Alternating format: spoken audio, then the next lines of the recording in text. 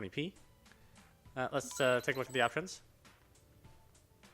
We'll leave our auto save and our game sound. Actually, our game sound's it's pretty damn loud, so turn it down just a little bit. So let's see here. We have Ultra Beast, Beyond Oasis, Bonanza Brothers, Columns, Comic Zone, Decap Attack, Dr. Robotnik's Mean Bean Machine, also known as Pio Pio, Dynamite Hetty, E-SWAT, Echo the Dolphin, Echo the Tides of Time, Fatal Labyrinth, Flicky, Gain Ground, Golden Axe 1, 2, and 3, Kid Chameleon, Fantasy Star 2, 3, 4. There's Rise Star, Shining Force 1, 2, Shining in the Darkness, Shinobi 3, Sonic and Knuckles, Sonic 3D Blast, Sonic Spinball, and the original Sonic Trilogy, the Streets of Rage Trilogy, Super Thunderblade, the Vector and the Vectorman games. Now, as you play, you can also earn additional games.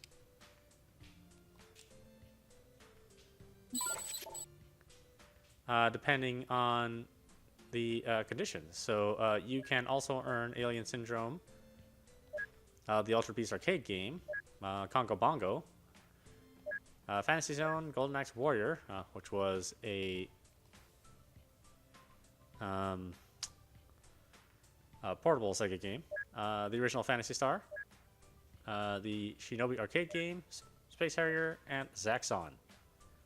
Obviously, I haven't unlocked all these quite yet, but I unlocked the ones that I wanted, which primarily was Fantasy Star and Space Harrier. Although now there's a version on 3DS of Space Harrier, which is basically the definitive version. You can play it in 3D. There's options to change the sound and pick which version of the sound chip of the Genesis that you wanted to use. It's a really great version. I suggest if you like Space Harrier, and that's the one that you want to get and play.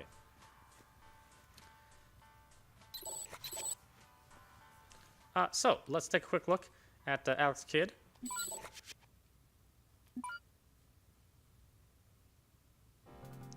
This game has not aged well. And it was kind of just barely playable as it was. But let's take it out. Let's check it out. Alex Kidd was a series that Sega had started with the Master System. This was the Genesis entry. I think it's the only one, actually.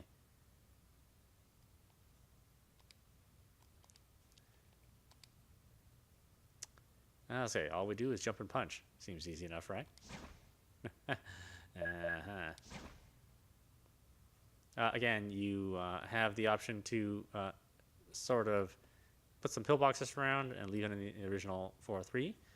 You can also turn the smoothing option on, although I like to keep it off, mainly because it kind of ruins the text.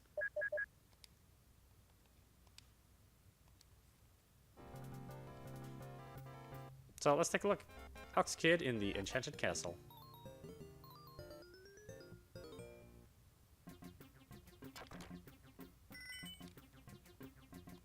So when you jump, you can also perform a kick, and you can die right away.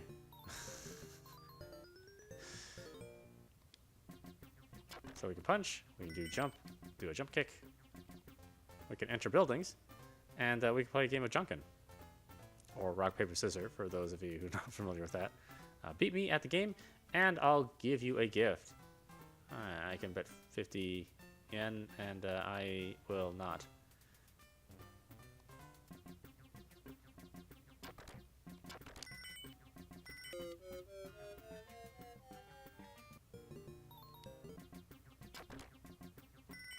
As you can see, the game's pretty unforgiving. You make a mistake, you are screwed.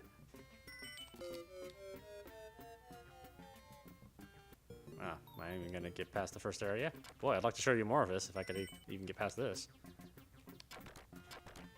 Money, money, money. I just, my greed overpowers me. Sorry.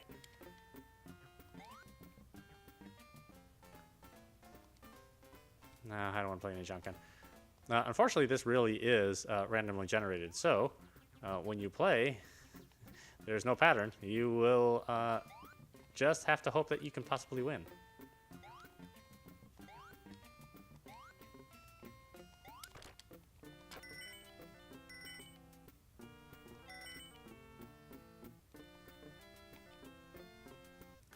These cars don't stop over here, man. This is like a dangerous place for a pedestrian. Okay, fine, we'll play. Yeah. Alright, rock, paper, scissors before the music stops.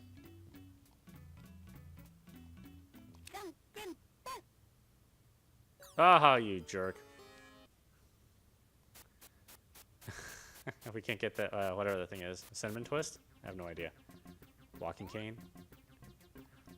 So the control is not so great. Unfortunately, Alex is a little bit slippery. A bit like Luigi in the Super Mario games. Though not quite as drastic. Just punch wildlife. Why not?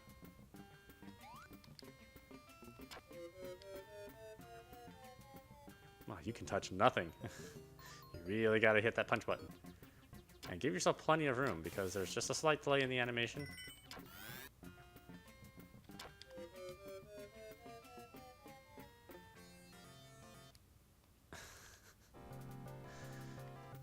I'm sure you're wondering where the save is. Mm-hmm. Yeah, well, keep wondering.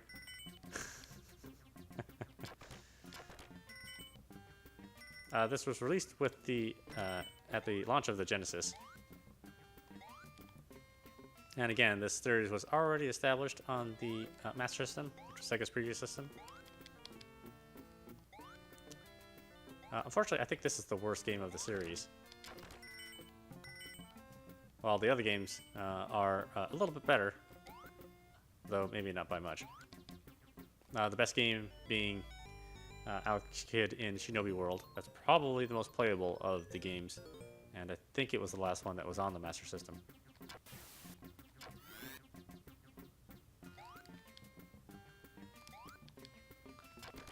Still, I mean, this game is very, very colorful. So when you were looking at your next-gen system, this was certainly something that couldn't be achieved on the regular Nintendo or the Master System. So it's a very looking game, good game if you consider when it was made.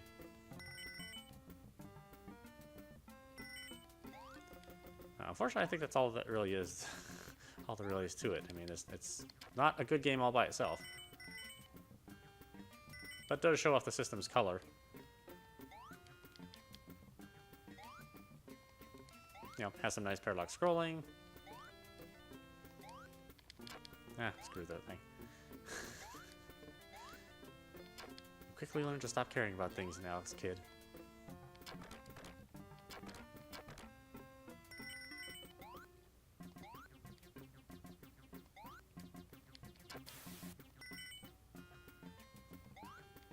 There was Sonic before he became an icon.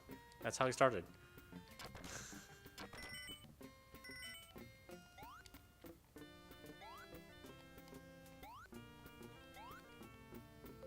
Ah ha ha.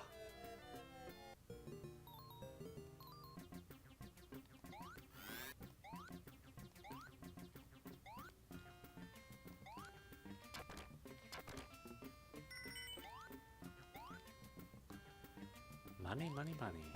Oh, darn it.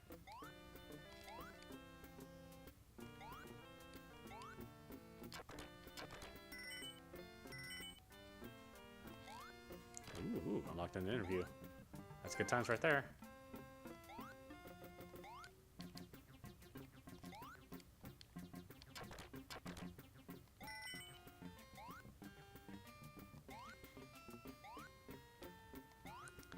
That's right, get rich or die trying, and you will die quite a lot in this game. I mean, eventually you can get good at it, but why would you want to try? I'm not too sure.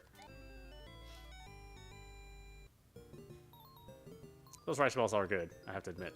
I don't know if they, you know, worth risking your life over, but they're pretty good.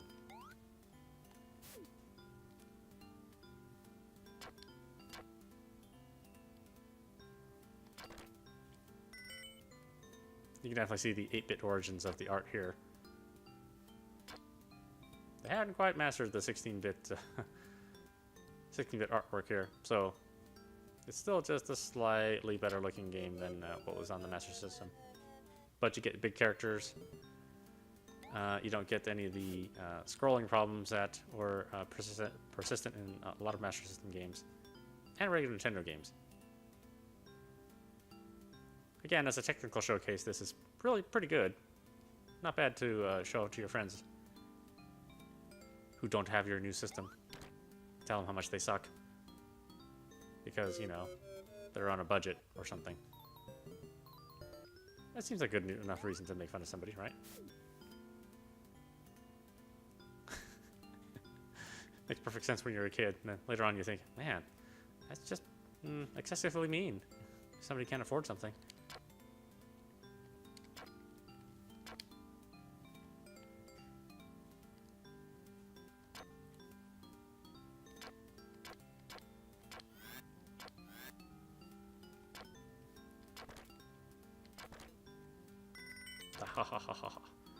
Oh, money, money. Now, of course, this character has pretty much been abandoned by Sega. There have not been any new Alex Kidd games, really, I think, since this game. Oh, maybe I take that back. I think Alex Kidd and Shinobi World came out after this. And there might have been another Alex Kidd game that was released in Brazil. Strangely enough, the Master System was still pretty successful in Brazil, even after the Genesis came out.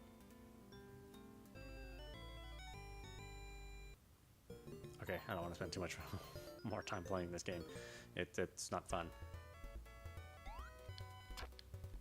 In my younger days, of course, I had no idea that I was not having fun. I was just playing it. It was one of the only things I owned, you know?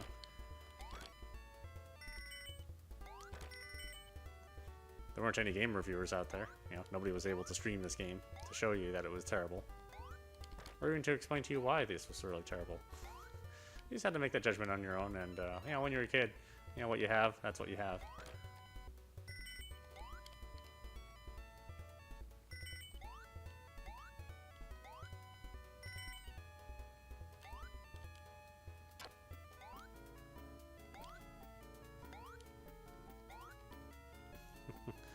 I do think the art's really charming. I mean, at the very least, that's good.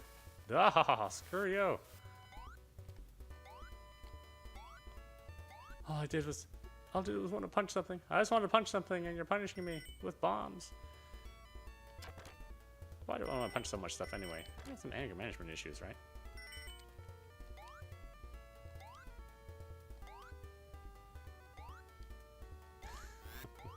Lots of antlines in Japanese games.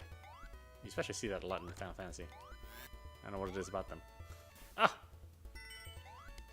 Ooh, almost bit it. Good thing I could bounce on him. See, I mean, look at this level design. It's just, there's just stuff all over. Just for no reason. Just stuff everywhere.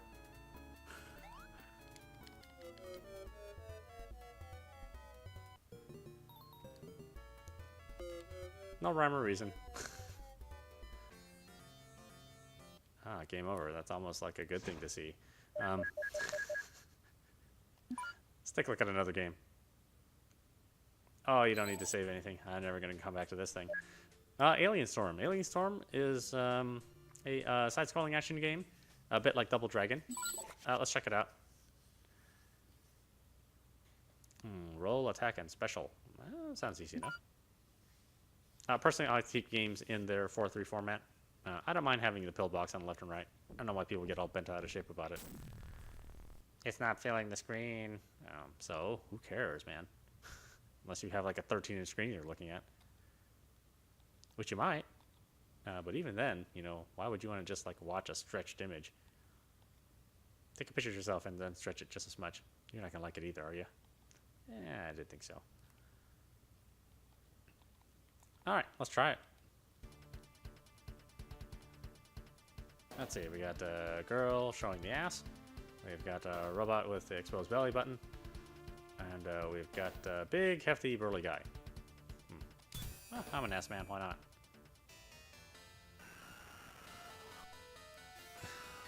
Obviously running on the Golden Axe engine.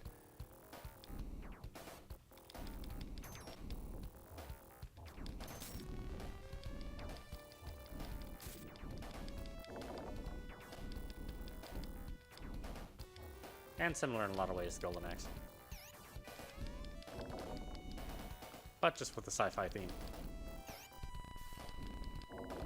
I don't think there's anything wrong with that.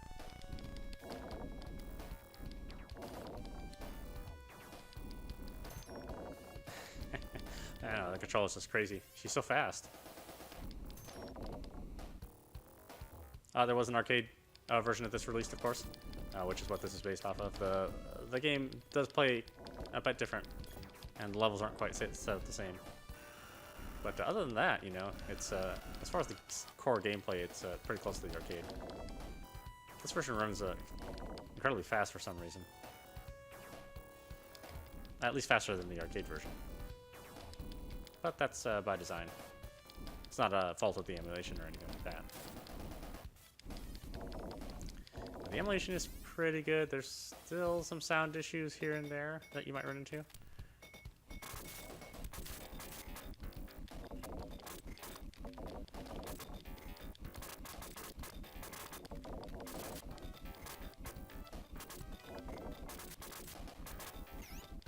It's our opportunity to completely destroy everything.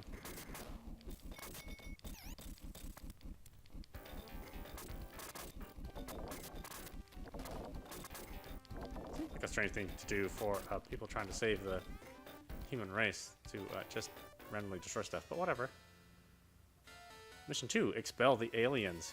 Oh, they're all over the place. They're eating the house? Why are they eating the house? Ah, is it delicious? I don't know what it's made of. Maybe I should try eating a house.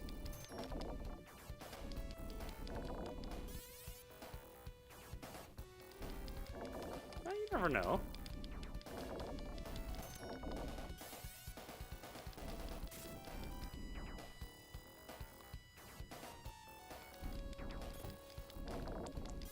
Just imagine that this is how we used to entertain ourselves all afternoon. It's probably shocking to some people, you know, who've been playing Just Cause 3 and Grand Theft Auto 5. How this could possibly entertain you, but there was nothing else like it, you know, really. And you can only spend so much money at the arcade to get the big deluxe feeling.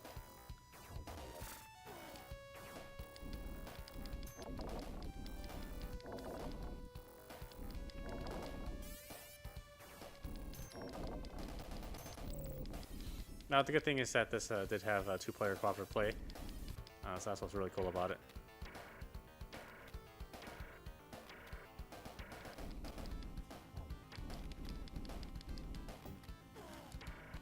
Let's use our special move. Woo-hoo-ha-ha-ha.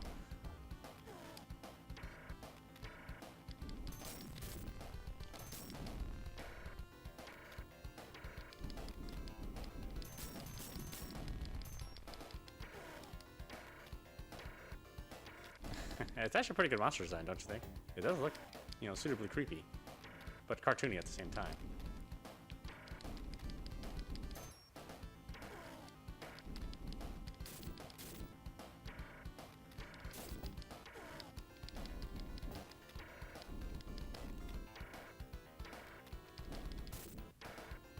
Ooh, tough bugger.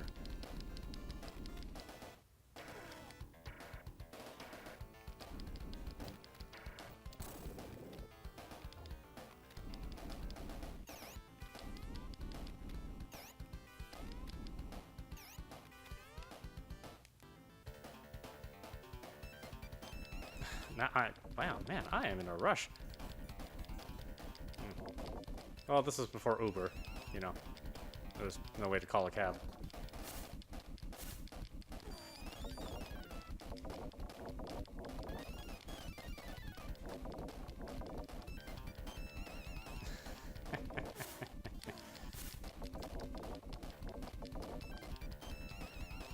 There's something about just simple fun like this too. Which is pretty refreshing. Sometimes games nowadays, they just get too overly complicated. Mission 3, Alien's Nest. I kind of forget that it's really just sort of simple actions done really, really well that make the game the most fun.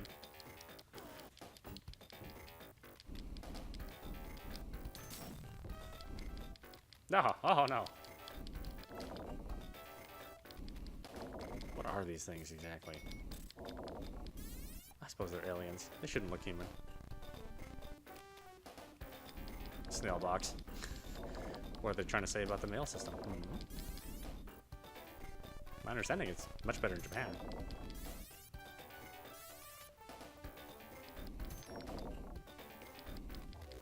Ah. Can't treat a lady like that. Especially when I'm sticking my asset screen for you. It's a lot of work to, you know, kind of turn like that. And carry this big heavy thing? Yeah, you know. Give a girl a break.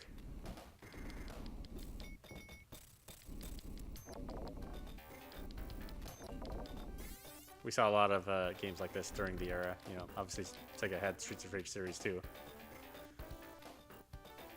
Oh, I don't think we need to continue. I shouldn't make fun of it. It's actually pretty fun. It's just super hard, you know. I mean, you go through the levels so quickly. Oh, Genesis does. Alien Storm. Oh, I got ranked 30. Yeah, I don't know what that means. Maybe nothing. Ah, yes, Altered Beast. I almost hate having to start this game, but whatever. Let's do it.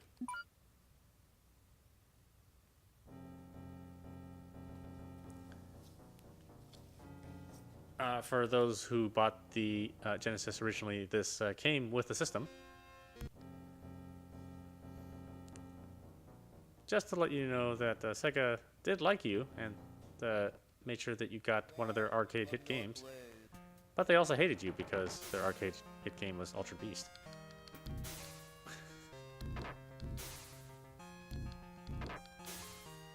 Again, same sort of concept as Streets of Rage or Final Fight, in that you're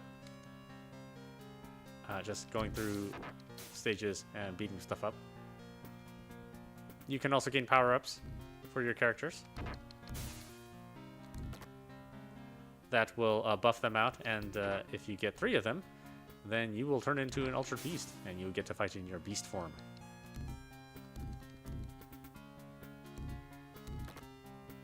The white pig thing sort of things are the ones that give you your power-ups. All in that beautifully broken English. As you see, the game is incredibly tough, so you'll have to know the layout very well. Kind of memorize where your enemies come in and out.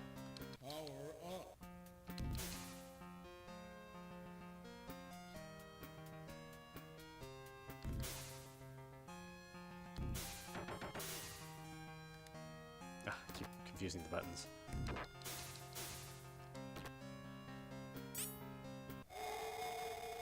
That's right, now it's on. Yeah.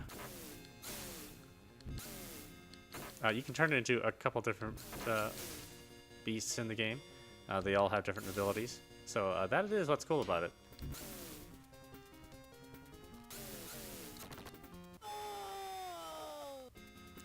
Listen to that digitized sound. You know, we really didn't get that much of that in the Nintendo era, so this is pretty good.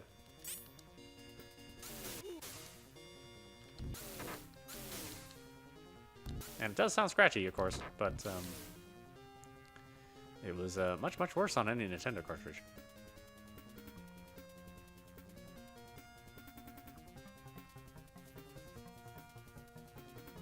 Welcome to your doom.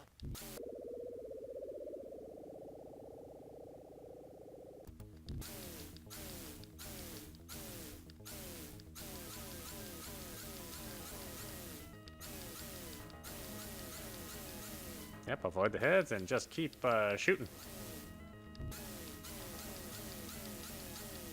Ah! Ah!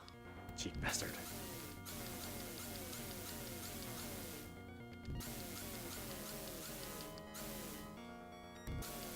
Why do you have so many heads, by the way?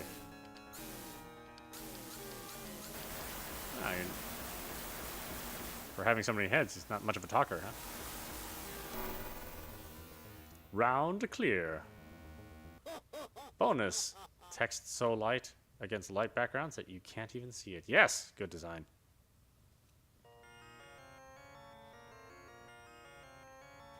Oh, he has my girlfriend. Why? Are they wrestling? What are they doing?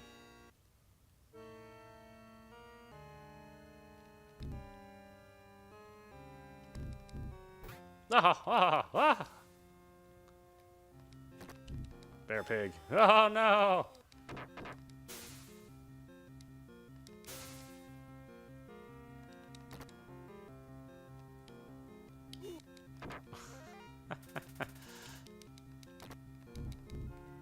Ah, ah. Oh, I missed that power up, damn it.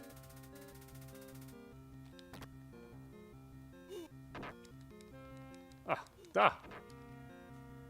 You disgusting bird. Oh no! Wow.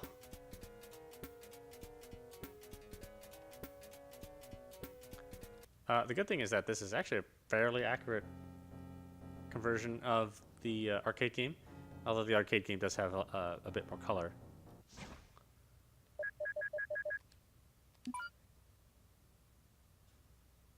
So if you got this home, and you like the game, then you're generally pretty happy.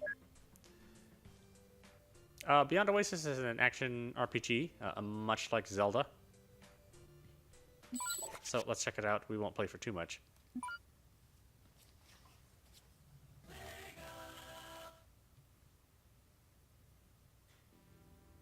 I think this is one of the few games that actually has stood the test of time pretty well. It's still a fun game.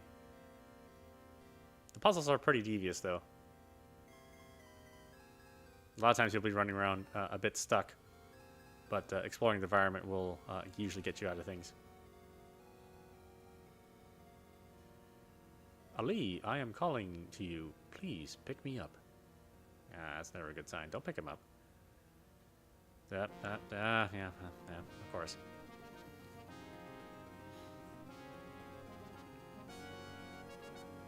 What? What's an old man? I am what remains of this gold armlet. I now entrust its power to you, for you have been chosen to undergo a difficult task. What? Why? Why can't I be chosen to undergo an easy task? The gold armlet has its pair, a silver armlet, which has possessed the soul of another. He will lead Oasis to ruin if you do not stop him. Okay. The powers of the gold armlet are now yours to wield. Find the four spirits this gold armlet governs and stop the evil ambitions of the one with the silver armlet. It's kind of a bummer deal. You get this cool silver armlet, then you're like, ah, I'm evil. Wahaha. Many ages ago, a devastating battle was waged in the Shadowlands of the Kingdom of Oasis. It was between two powerful sorcerers. What the heck? Why did that go by so fast? Both sorcerers drew special powers from their magical armlets.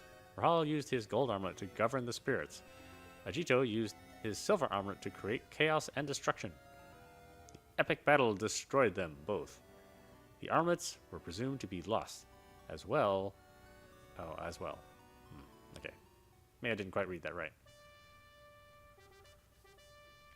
I don't know why the video is set up the way it is.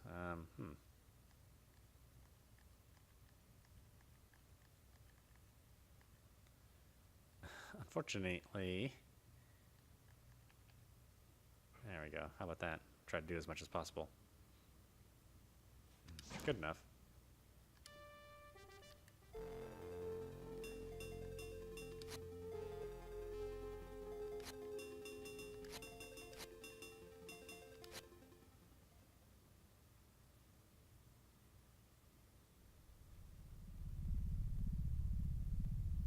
There was a sequel of this to this game released on the Sega Saturn, Legend of Oasis, which was also pretty good.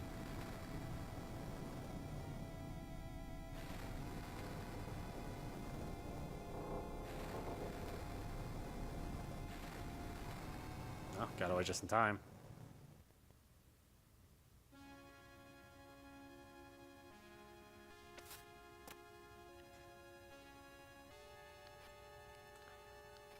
Again, they made pretty good use of the Genesis color palette, which was, of course, much more limited than the Super Nintendo, but still, this is a good-looking game.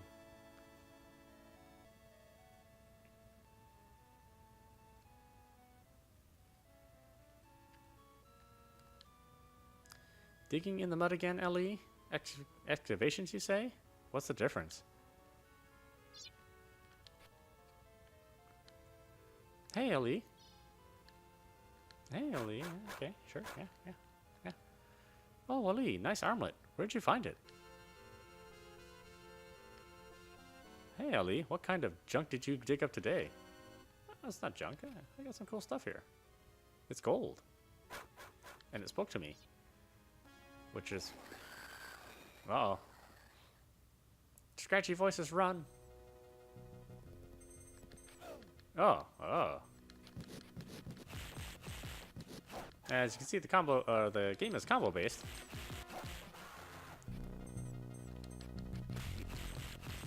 So instead of just single sword swipes, you actually get to beat the crap out of stuff.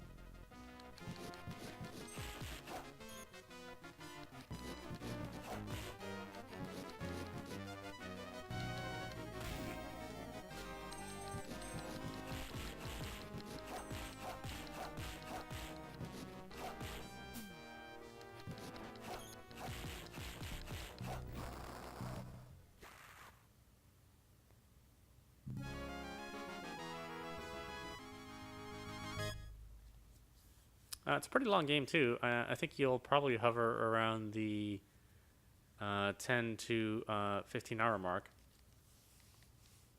So it's well worth playing. Ali defeated the hostile group which attacked him and hurried to see his teacher. Prince Ali, are you alright? I don't know who they were, but you were their target. They may have attacked the castle as well. You must check on your family.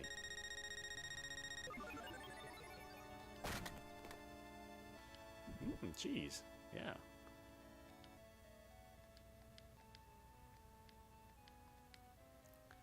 Cheese gives you power, or a stomach ache.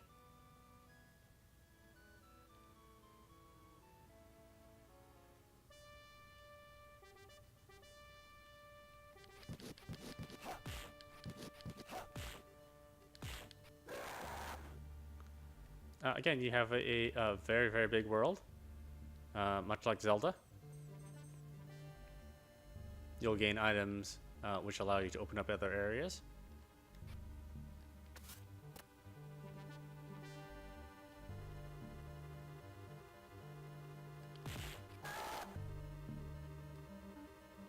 For some reason, you walk extra slow upstairs. I don't know why the developers do that. They still do it to this day. It's like, it doesn't need to be that realistic. It's a video game. Let me walk up at normal pace.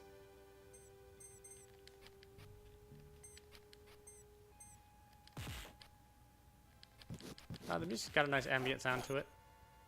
Even more so if you picked up the Legend of Oasis on Saturn. I know some people don't prefer it, but I like it myself.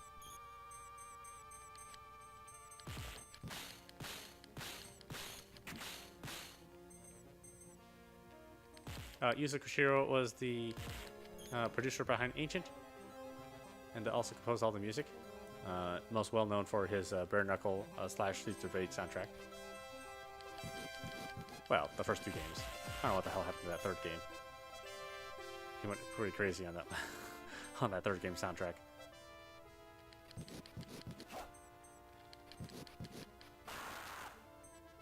Which is a shame because the third game actually has the best gameplay of all the Streets of Rage games. Boy, you gotta turn off that sound. It just is terrible.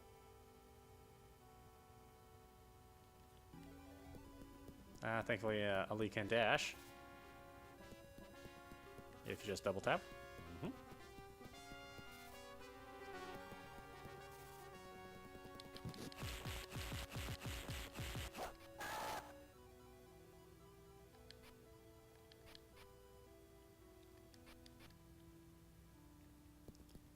I don't have the right item yet to open that up.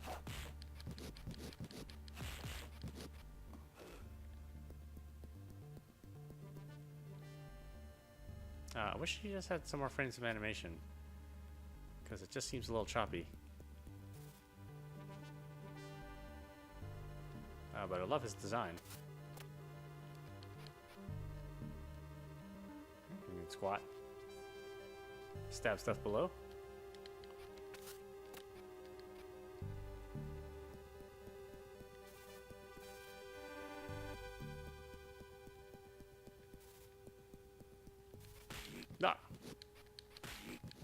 Whoa.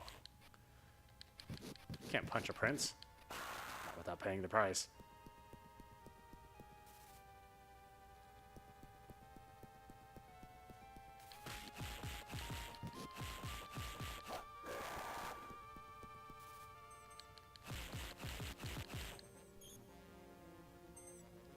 No, I can't go there yet.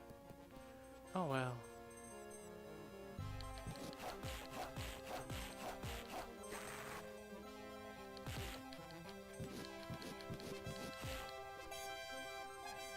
Some dangerous rats around here, man.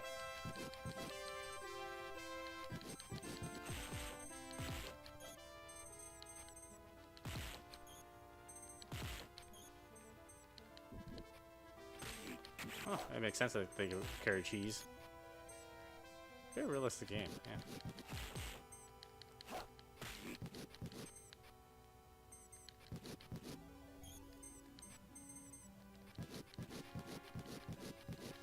Come on, give me stuff.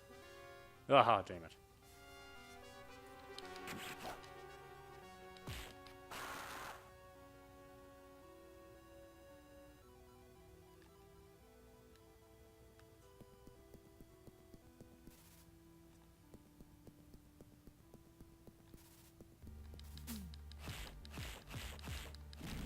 Oh, hot snake.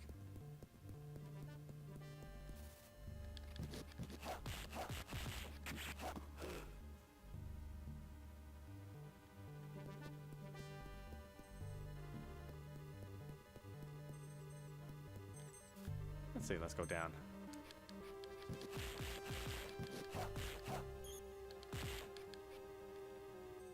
Ooh, fruits. Mm-hmm.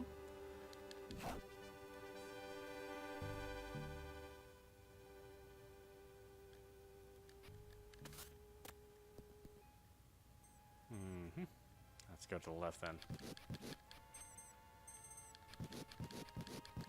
Oh, that's a tough one.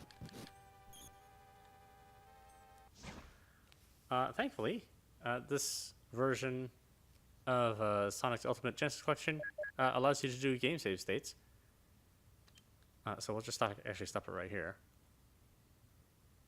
Save where we are, and we can resume right where we left off. So you don't have to use the in-game save system. Alright, Bonanza Brothers. Bonanza Brothers was an arcade game. It's a pretty simple game. Kind of reminds me of a like a 2600 era kind of game.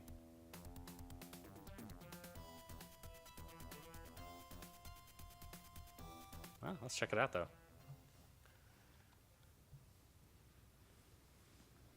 Oh, we got the shooting jump. Sounds good enough.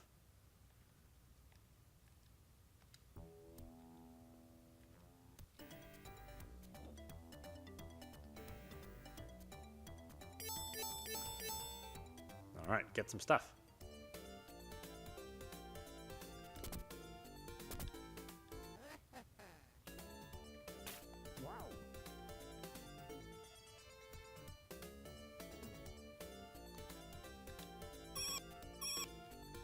What? Oh, oh. Wow.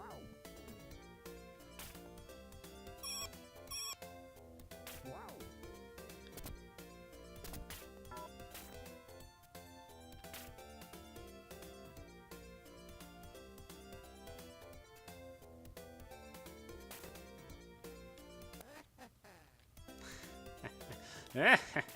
Oh. Get up, man. Wow.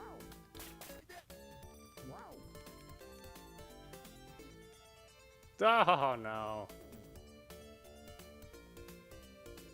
Boy. I thought I would be able to show you more than that. Let's try again, just for the sake of being a little bit more thorough.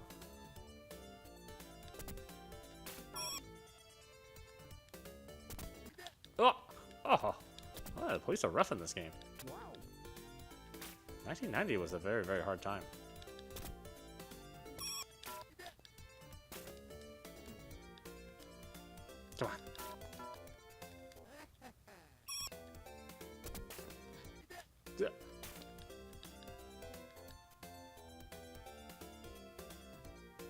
Nine. I'm not even sure how to get past them.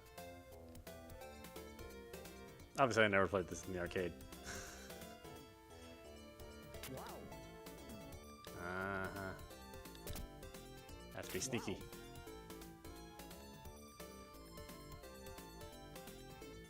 You haven't got enough treasures. What? Oh, no. Well, we can't let that be. Let's go get some treasures. No.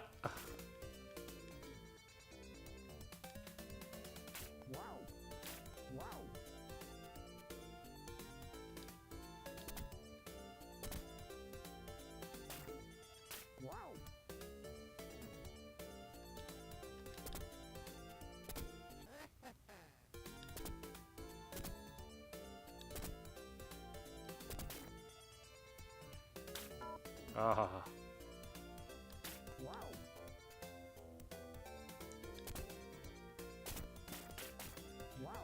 Ooh, ooh. Ah! Damn it. These guys are crafty. Thought I was supposed to be the thief here. I'm supposed to be the crafty one.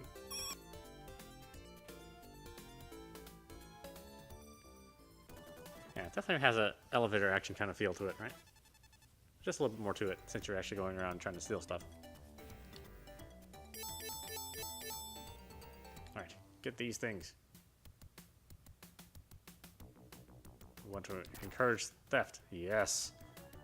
Ruin your young mind. Ha ha ha.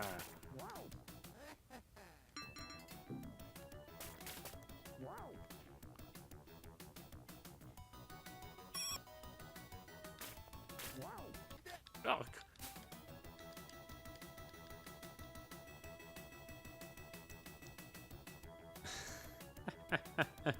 Boy, I am terrible at this game. You know, it could be fun though, once you get good at it.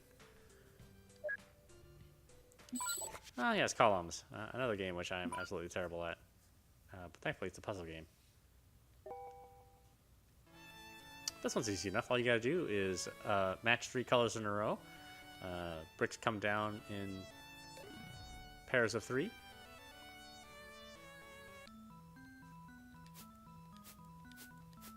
You can change the order of the bricks that come down.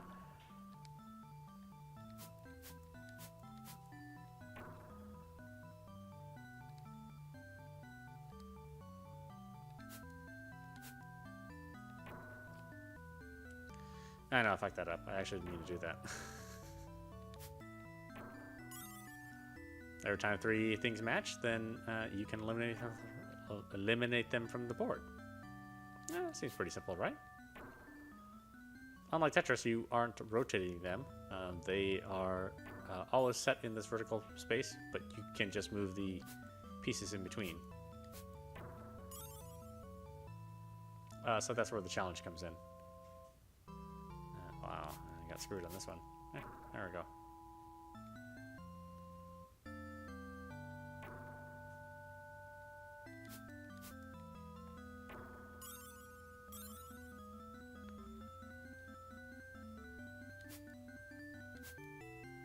There have been lots of variations of this game over the years, of course.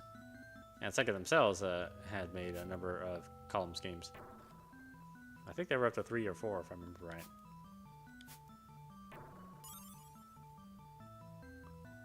Not bad. I mean, you can have quite a lot of fun with it. Simple premise, hard to master, right? Secret to a lot of successes.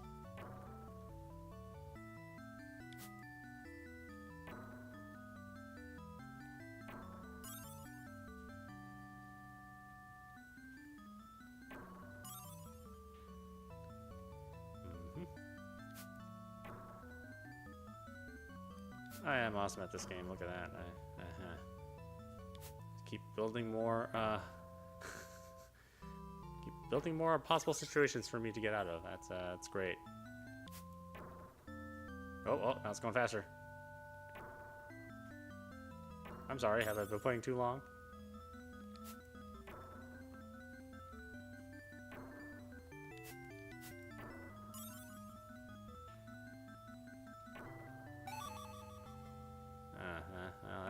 out the way I thought it would.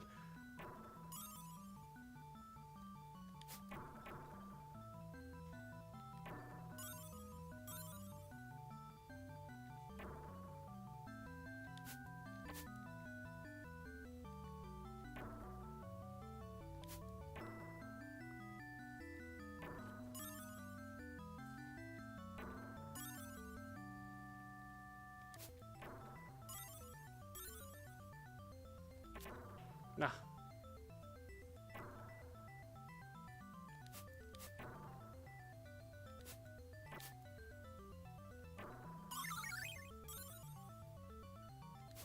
No. Ah.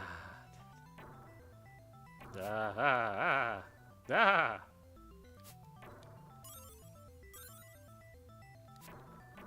No. Okay. Well, there you go. Very good. 8. It's like, I'm trying to say something nice. Haha, very good. 8. You could do better.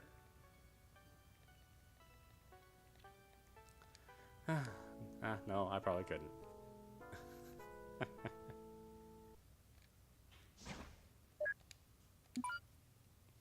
Alright, hold on just a second, folks.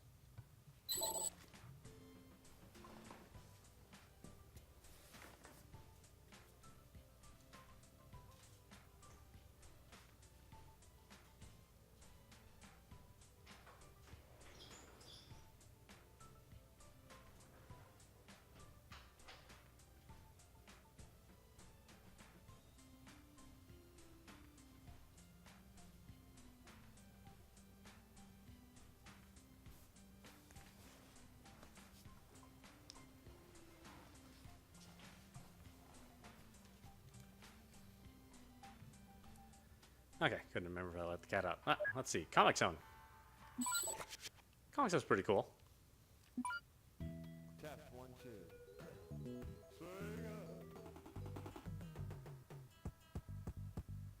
2. Sega always had a lot of fun with their logos. That's what I liked about them.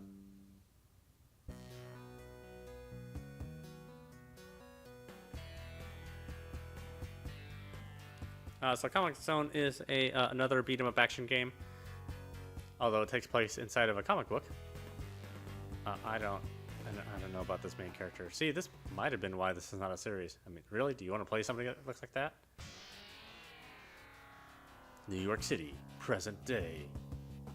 Ish.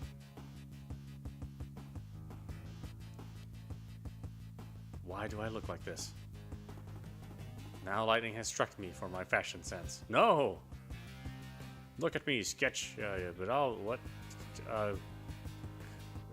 Could that please go by faster? What? Hey! I'm not. What? Episode 1, Night of the Mutants. Oh, that's slow. NW Command Center, New York. Oh, here you are. What the? You must be the chosen one. Ooh, hey, do you? I know you. I have been expecting you. I'm General Alyssa Cyan. Your name? Sketch Turner? Wait a minute. Sketch? Well, Sketch, this mission is critical. I'm in my own comic book. No! I beg your pardon. Alyssa, I'm not your superhero. Just relax. Let's not waste any time. You have a job to do. A job? What are you talking about? That's all for now. I'll be in touch. This is crazy shit. You may need some of these items. Good luck. Yeah, right. Wow, I'm like a terrible writer. Pick that up. Gimme. Yeah, sure. I'll take that too.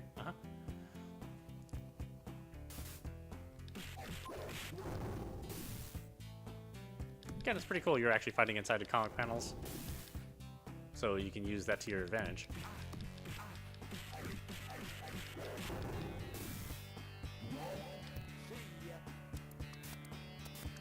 Although I don't know who thought it was a good idea to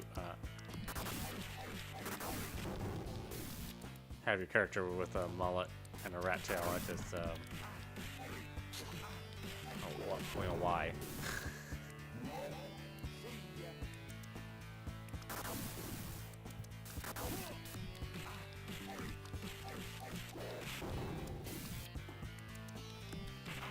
But it controls really well, so at the very least, the game plays good, even if your character is a complete moron. Yeah.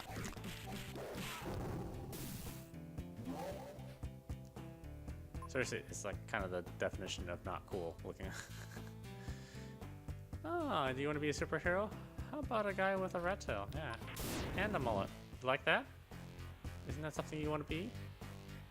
No, it's pretty much the opposite. Even when this game came out, this was not the way that you should look.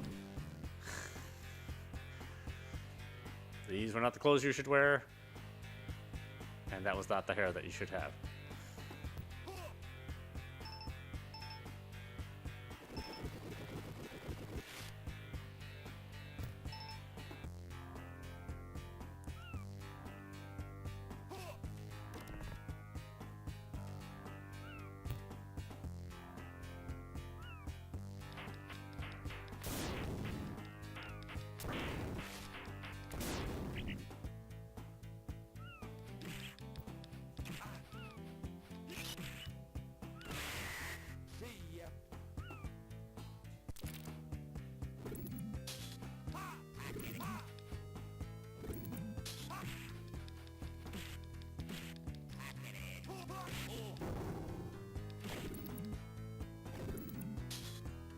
What? He's got a lot of variety of moves, so that's also good too.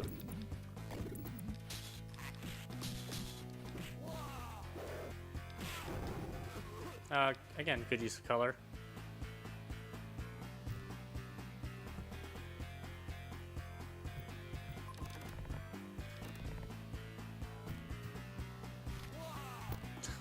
Oh, wow! I guess I should have moved the crate over there. Well, it's only me.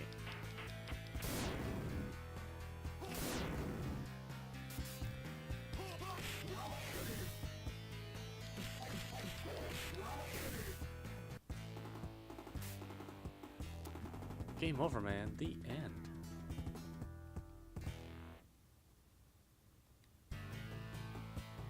Ah, free at last. Free at last. In this body of flesh and bone.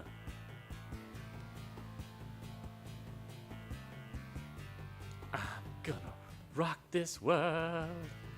Nice knowing you, Sketch Turner. You really only have one life, huh? Wow, that's rough, huh? Though obviously you could play better than me. Test 1, 2.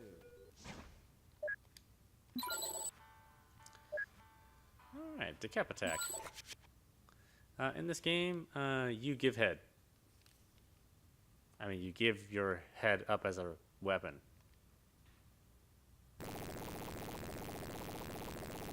Oh, you're tearing me apart! Chuck, Max, decap. Why? Why is it going so fast? Come on, Chuck. Now's the time to show your stuff. Time has come for my underworld army to conquer the surface world. We'll show no mercy to those who stand in our way. If anybody is foolish enough to do so. Be careful, Chuck. Now's the time to test your power, Chuck. It's kind of cool because this is basically like a monster movie game. But it's an action platform game. Again, pretty fun. So let's check it out. Real fast. Real fast, I swear.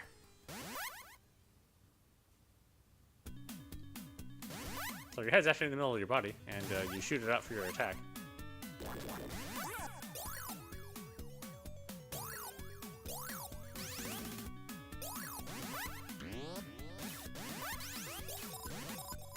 It has kind of a Sonic feel to it.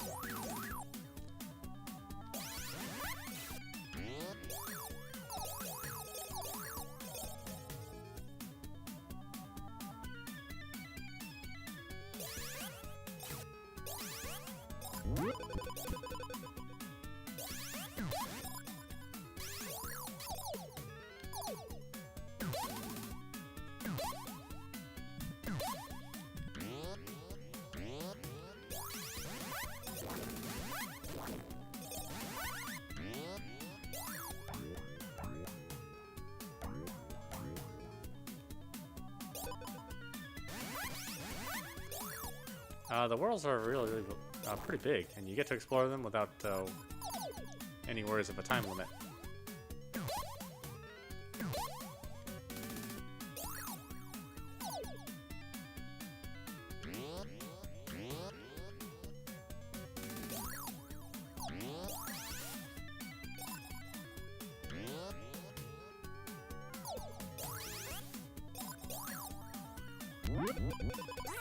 Ah!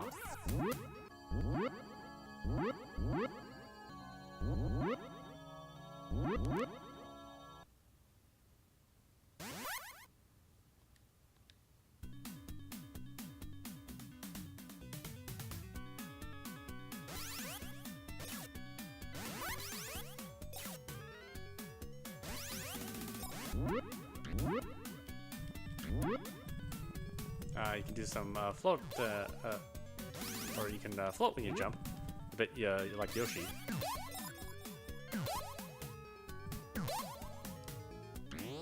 And pushing jump at the right time will actually make you go up those trampolines faster too.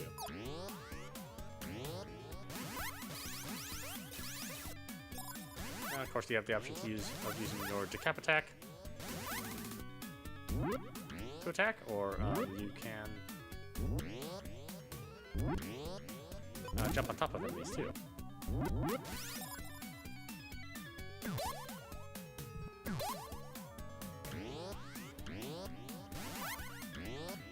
As you can see, the world is at least persistent, so if you go over a platform and you use the use the bridge element, then you don't get that back when you play again. So, be careful how you move around.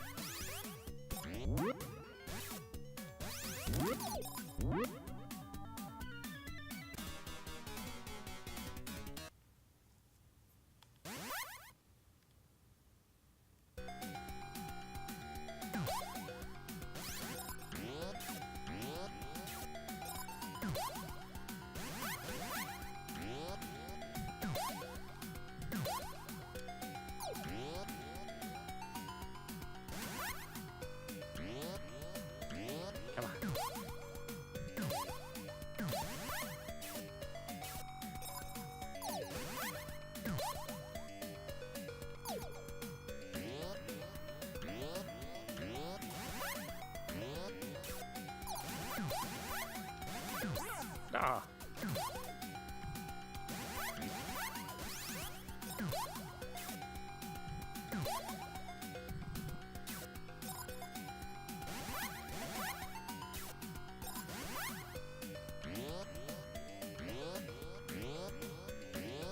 Control's pretty good. He's got a little bit of sluggishness behind him. But it's very much intentional, so it's not like the controls are bad. It's intentionally sort of floaty.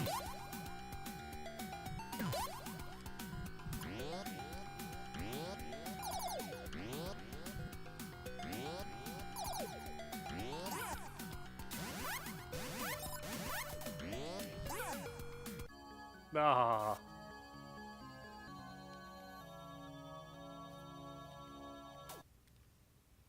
Anyway, it's a really good game if you like platformer, so you should check it out when you have a chance.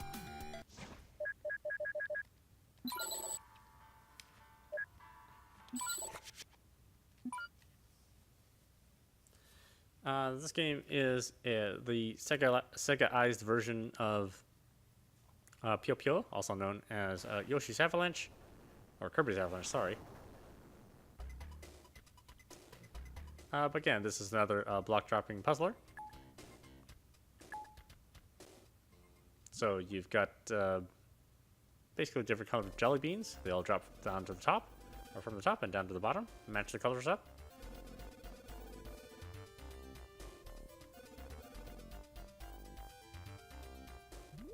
And that's pretty much it. In this case, you get to rotate your beans around.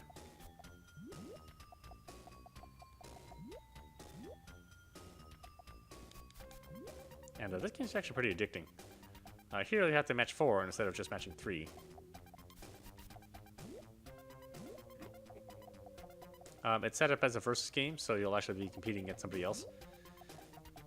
As you get combos, you can send clear blocks over to the other side, thereby inhibiting your opponent from making combos. And the coolest thing is, as your pit starts to fill up, then the music gets a little bit faster and faster, making you even more anxious.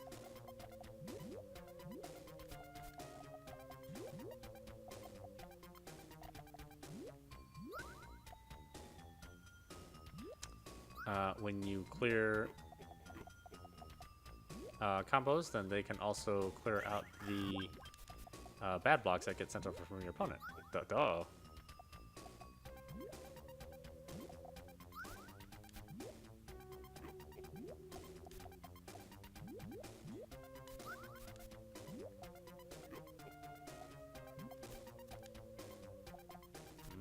I'm already in trouble.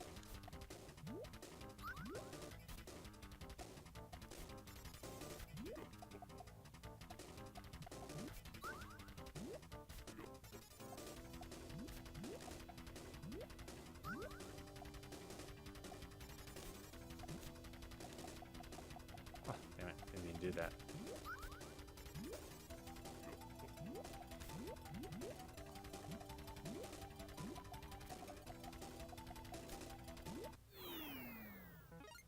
I couldn't even get past the first guy. Shows you how good I am with this. But really fun game, especially if you like puzzle games, the block track games. Ah yes, Dynamite Heady. Dynamite Heady is actually made by Treasure, the same makers of Gunstar Heroes. Another excellent action game. Well worth your time playing. Challenging your bosses, good inventive world, great sound.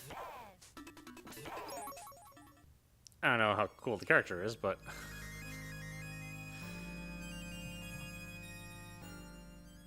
he's cool. I don't know. Again, like most Treasure games, it just puts you right into the action. You can shoot your head off. That's another head shooting game. Set in the Magic Tour world.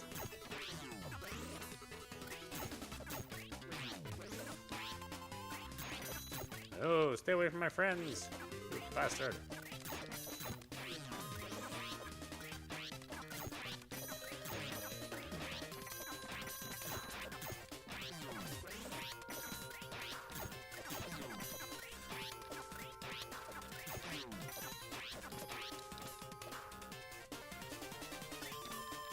Yeah, but look at all these layers of scrolling. I mean, it's a pretty good looking game.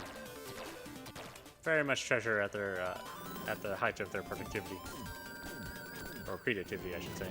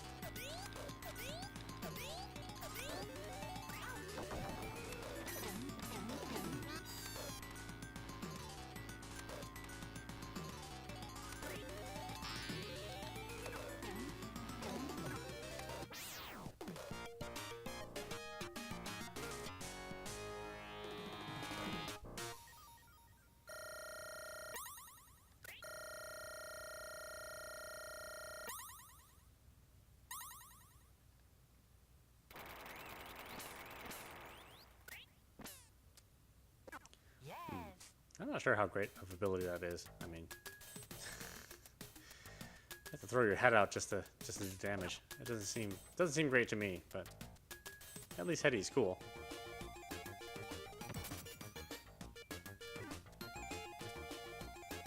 Hello, Hetty. I'm Headcase. Hit me to change your head. Practice now to see what sort of heads you have.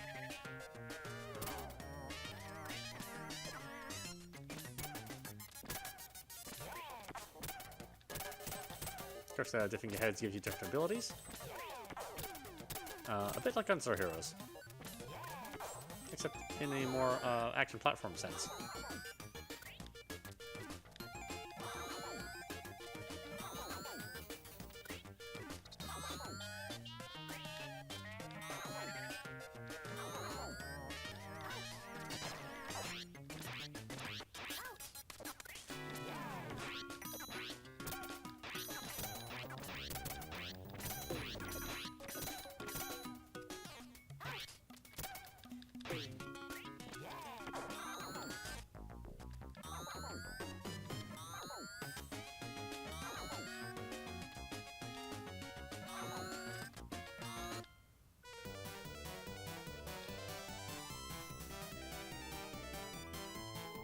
Congratulations, you just got a secret bonus. Don't lose your head, Hetty.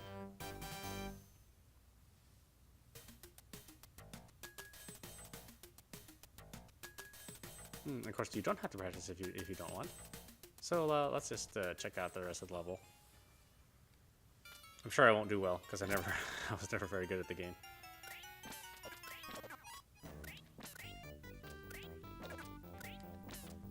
But I really like it, you know, regardless of how how skilled I am at it.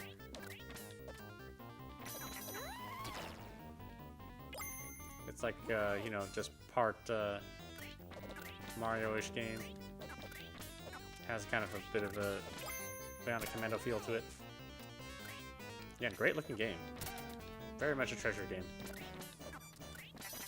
Maximizing the Genesis for all it could do.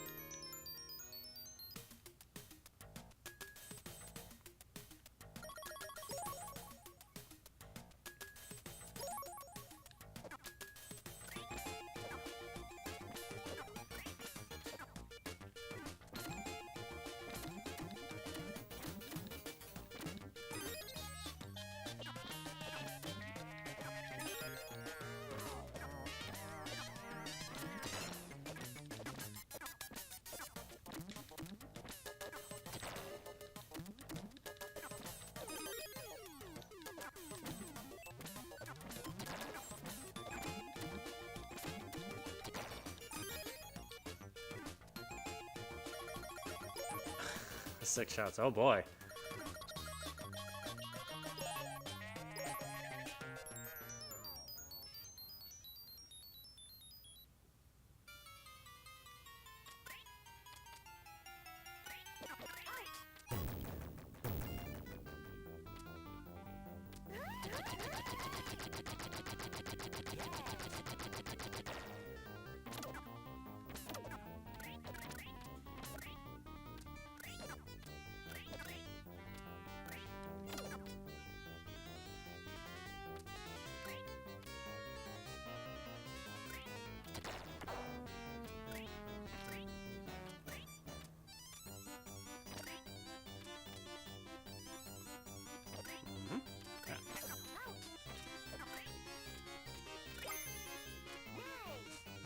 What a crazy world, huh?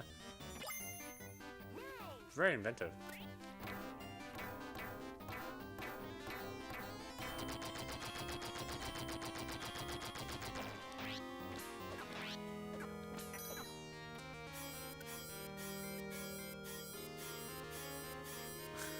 Freaky looking robot.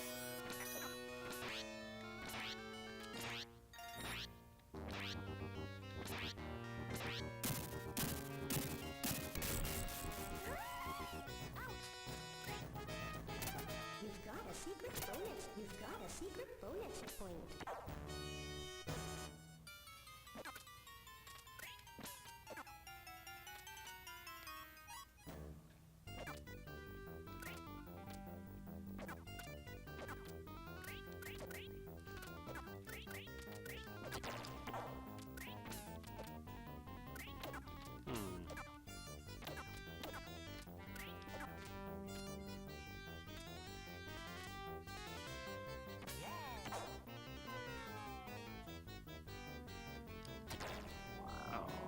Power's being sleepy? What?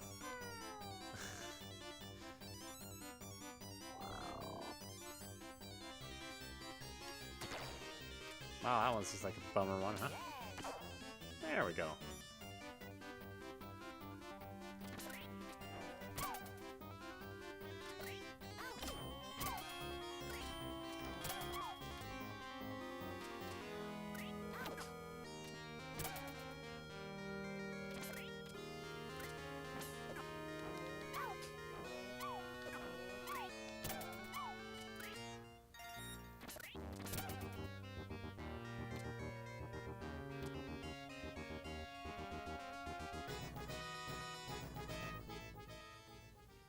Mad Dog and Hetty.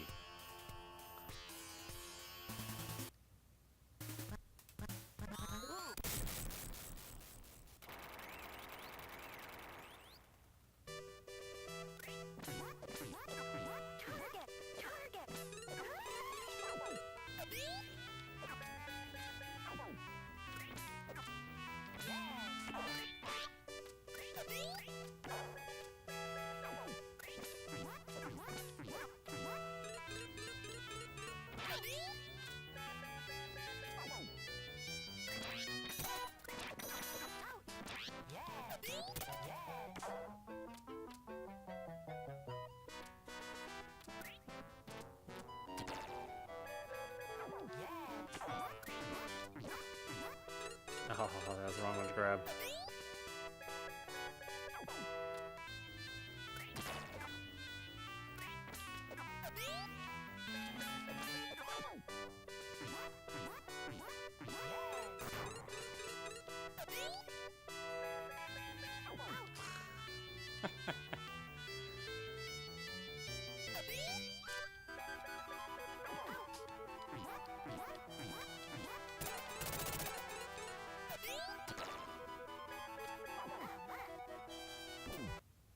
Ah, grabbing too many of those heads. I just want to try them out. Obviously, most of them are very good.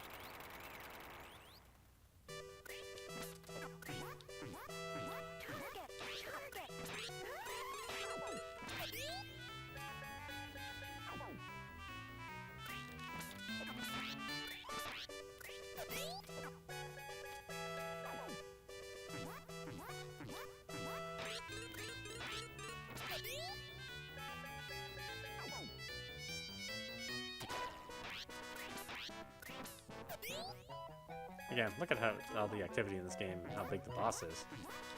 All the rotation. Pretty impressive.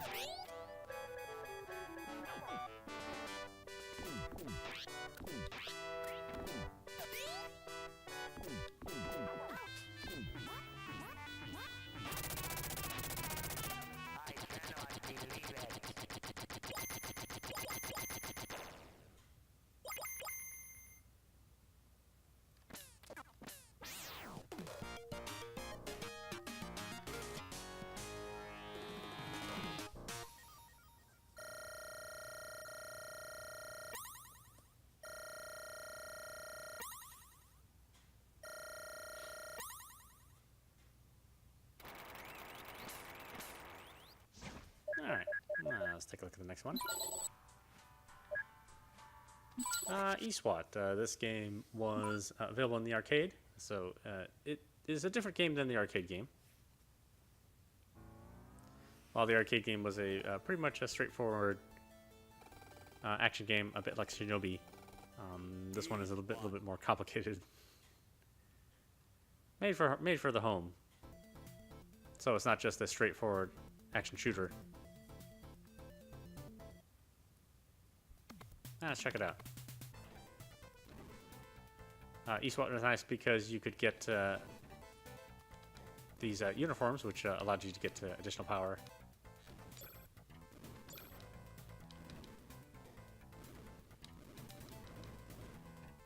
In fact, really, it reminds me of Shinobi quite a bit.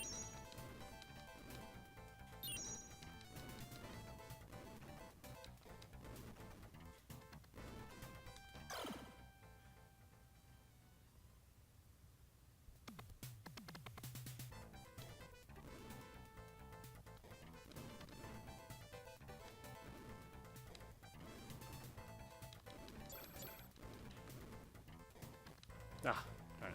Be more cautious.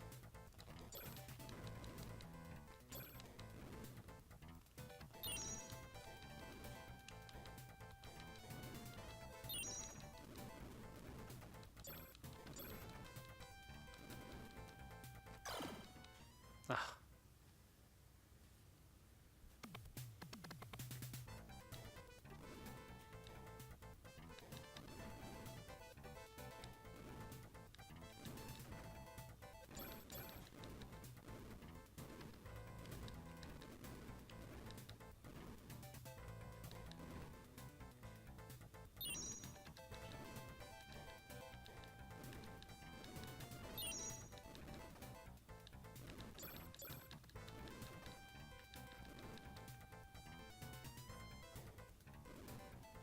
These kind of action shooting games used to be really, really popular. In fact, there was a series called Rolling Thunder, which saw a number of games on the Genesis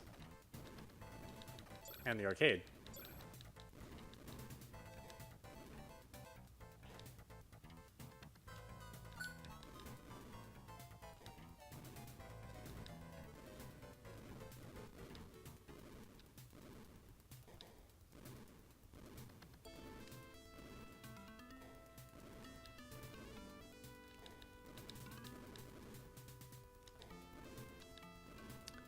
Of course, those series of games were known for their difficulty, where this one is trying to be much, much more even-handed.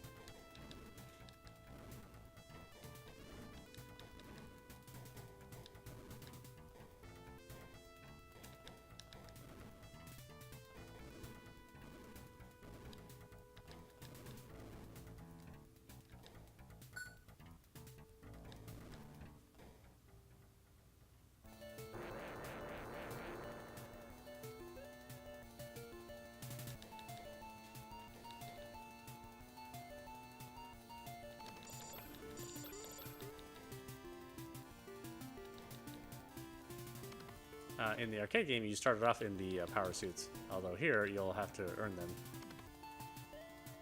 So I said it's only the same game in spirit, but they play drastically different than the arcade game.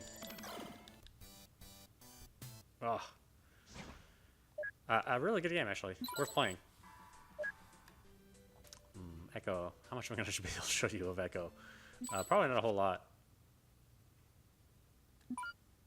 This is an adventure game.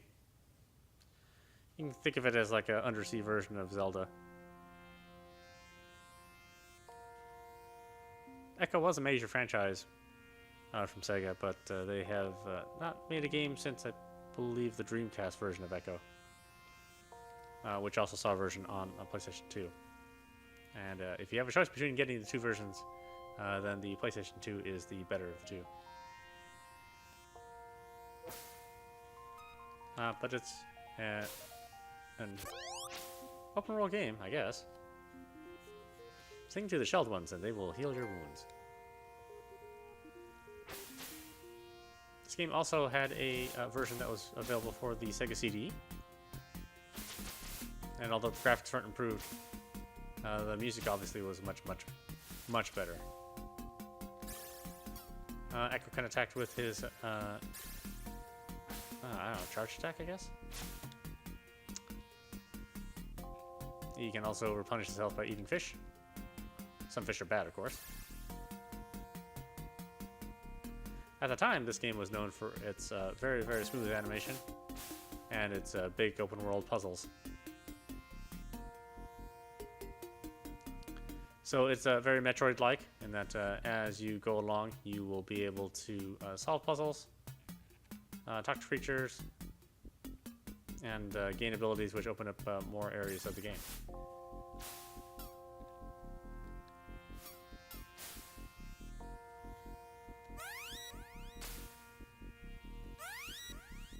And Echo can use his sonar to talk to other creatures, and they'll give you hints.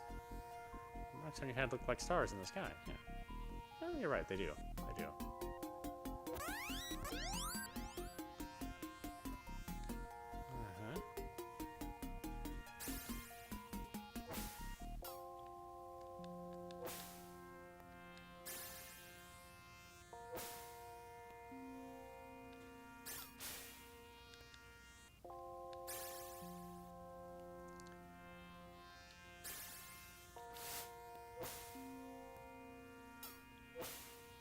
Sonic is a mammal, so, or I mean Echo is a mammal, so you will have to go into the air and breathe in order to survive.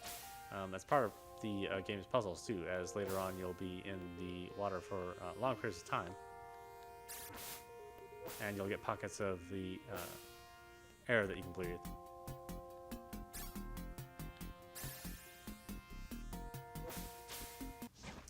Anyway, that's that.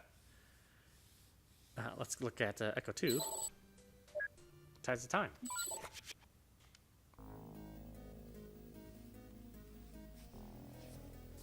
We're looking at further improved graphics, but basically the same kind of gameplay.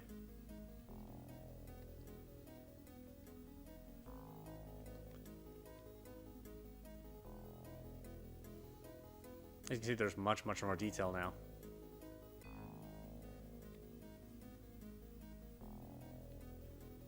The view's zoomed in a bit better, so you can get more detail in.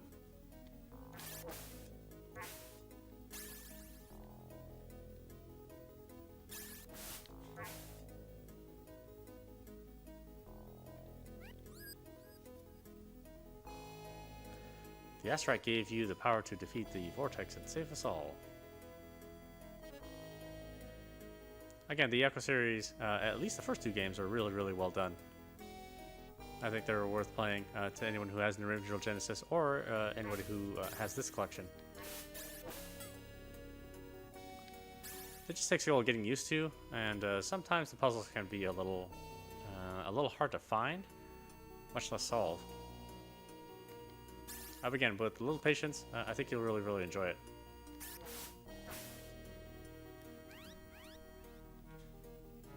Anyway, let's take another quick look at something else. Fatal Labyrinth. Fatal Labyrinth is what I'd call a good intentions, bad execution.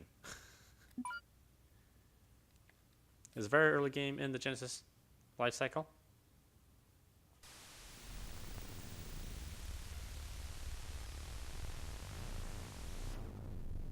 Now, unfortunately, this hasn't stood the test of time very well, but it's essentially a dungeon crawler.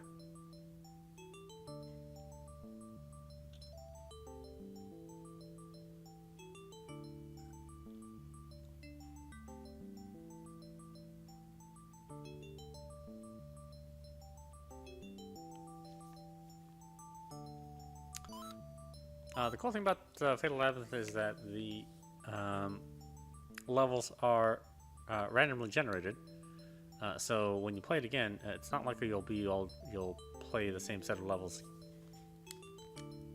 twice in a row.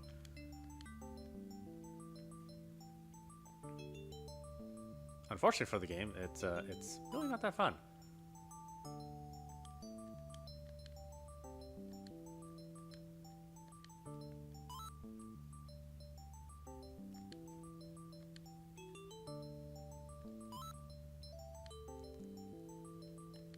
But again, we have to forgive it because it is a very early Genesis game.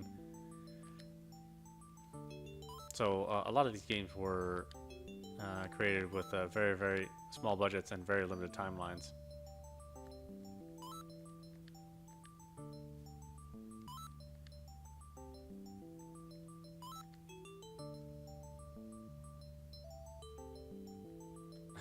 Look at this guy's animation.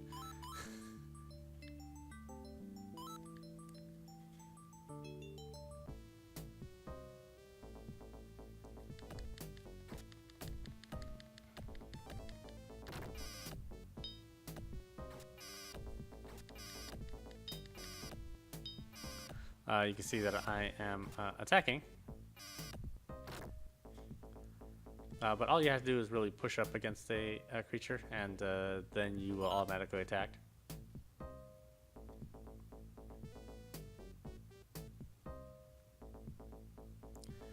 So a bit like Ease,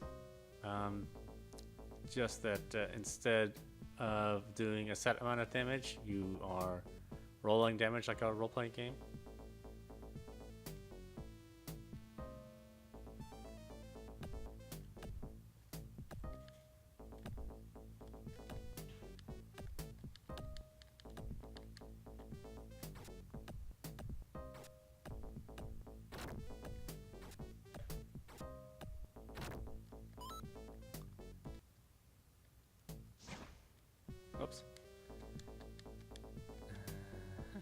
let's equip.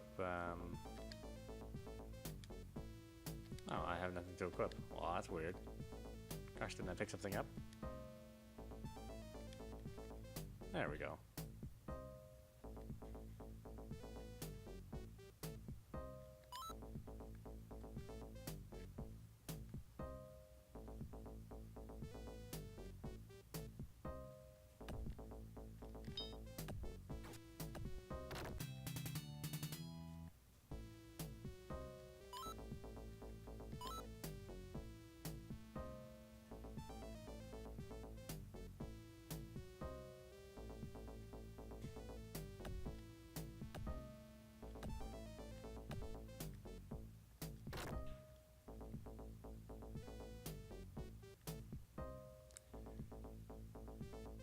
Alright, and this really is the game. There's not much more to it.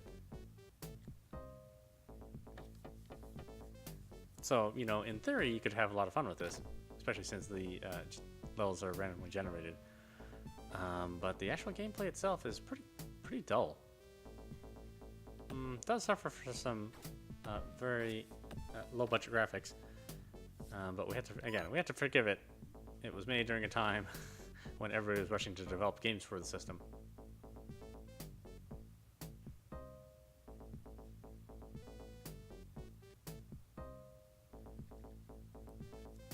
Anyway, that's that game. You know, they had to throw something in there. I'm sure somebody out there likes that game, and they probably think I'm crazy for not.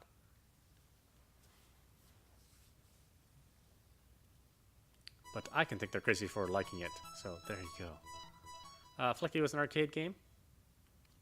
Reminds me a lot of, what was it? Mappy. That was made by Namco.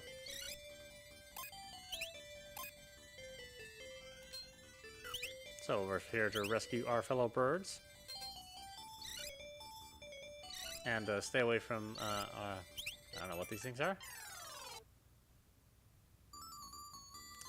You can use the flower pots to attack those nasty little things. The more of the birds that you get in tow when you're rescuing them, then the more points you get too.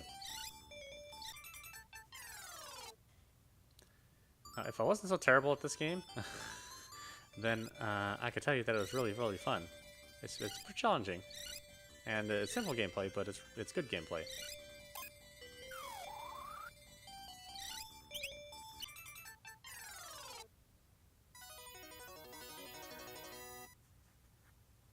It must be because I'm getting tired. Yeah, that must be it. I thought I'd be able to cover all these games in a short period of time, but even playing a couple minutes, there's so many games in this collection. I mean, as far as the value goes, you're going to find probably quite a few titles that you like in the collection, and I'm sure you want to play through the end of a lot of them.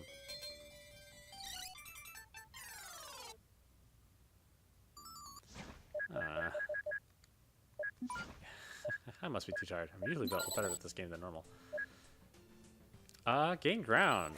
Gain Ground is interesting because it is a bit like Gauntlet, except the levels are set as one screen instead of the multiple scrolling screens that you saw in Gauntlet. So in a sense, it's a bit like an action puzzle game. You have to find the best way to eliminate all the enemies on the screen are. I actually had a lot of fun with this game. It's one of those that I wish that Sega kind of would pursue and reawaken, because it could still be a really fun game. So you have multiple characters to play with. They all only have one life, so once you kill them, then you aren't able to use their abilities. They all have different attacks.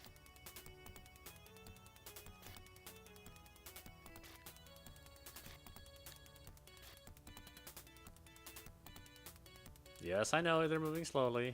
It's just the way the game is made.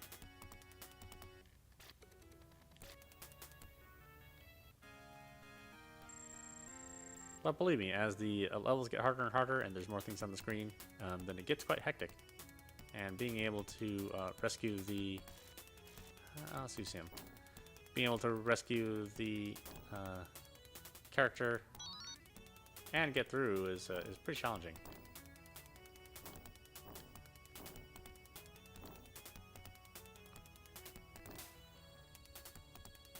As you can see, I lost that character, so we get to play as a different character.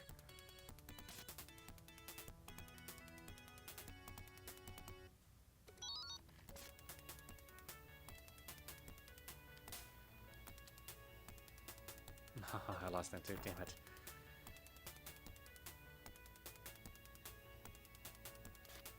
Just not being careful enough, really.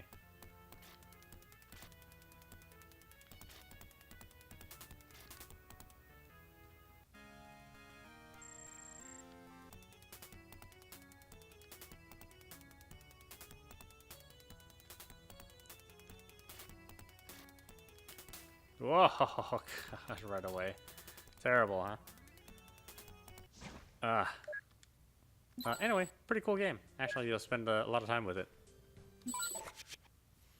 Yes, Golden Axe. The Venerable Golden Axe. Much like Final Fight and Double Dragon, they're kind of spawned from the same cloth. Very, very popular game in the arcades.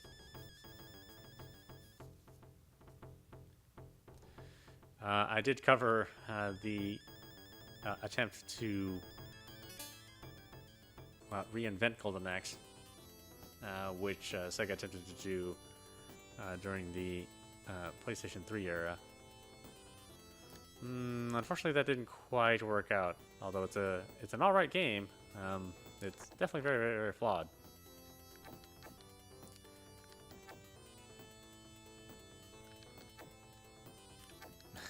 See, these enemies are super cheap. They're always looking to surround you. Of course, you can play with multiplayers. You can play with 2 players, and that's sort of eating things out a little bit for you. But hey, you have a hard time just getting.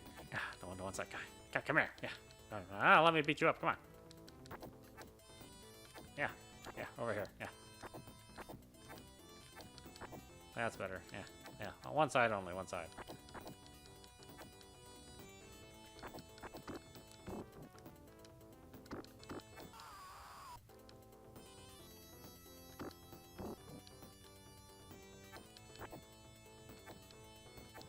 I think this is actually a pretty decent conversion of the arcade.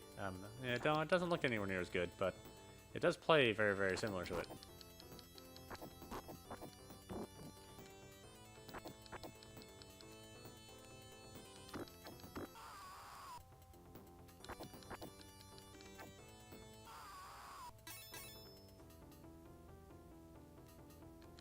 Ah yes, beating up on the elves.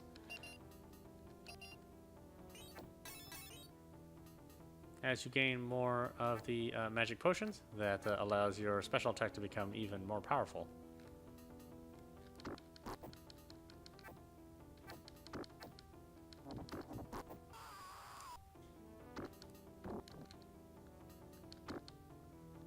So, like the reinvention of the game with Golden Axe Beast Battler, or Beast Rider, sorry. In this game, of course, you could also ride beasts. Hence where the inspiration came from.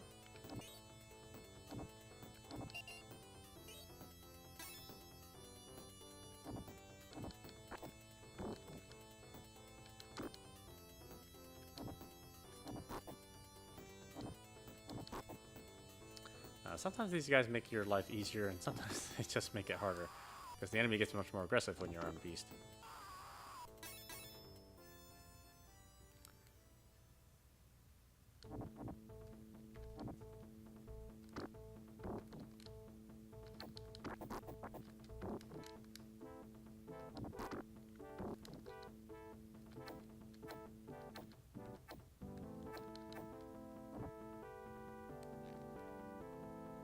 Nice outfit, Talara.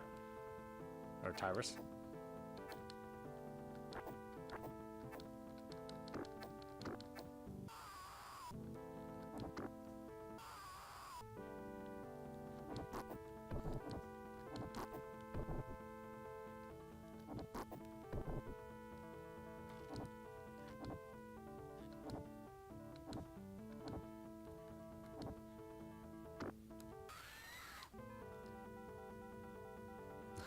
course, the enemies are super cheap.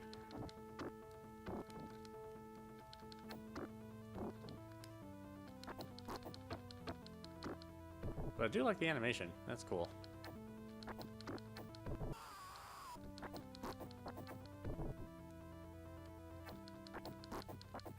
And she has a great outfit. I mean, look at that thing. Huh? That's a good Saturday night, let me tell you.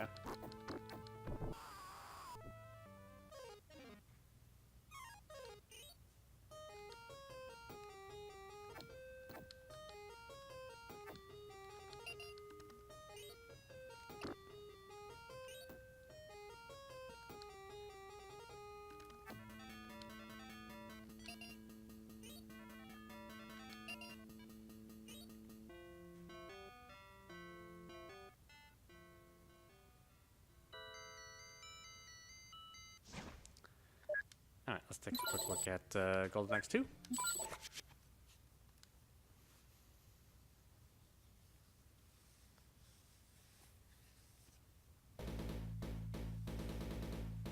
Again, we've got improved graphics,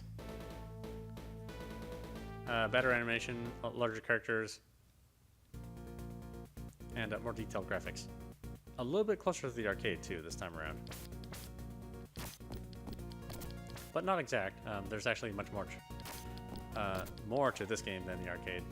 You know, more levels. It's a little bit more complex. Gameplay's a little bit more complex.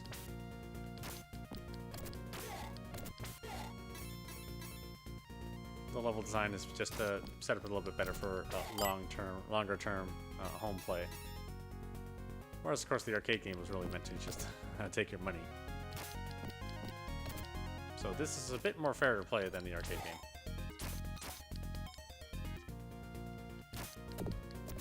But still not totally fair, as you can see. Talara has, or Tyrus has, of course, learned to be a bit more fashion conscious. Now she has a nice little tail there to cover her bra behind, unlike the original game.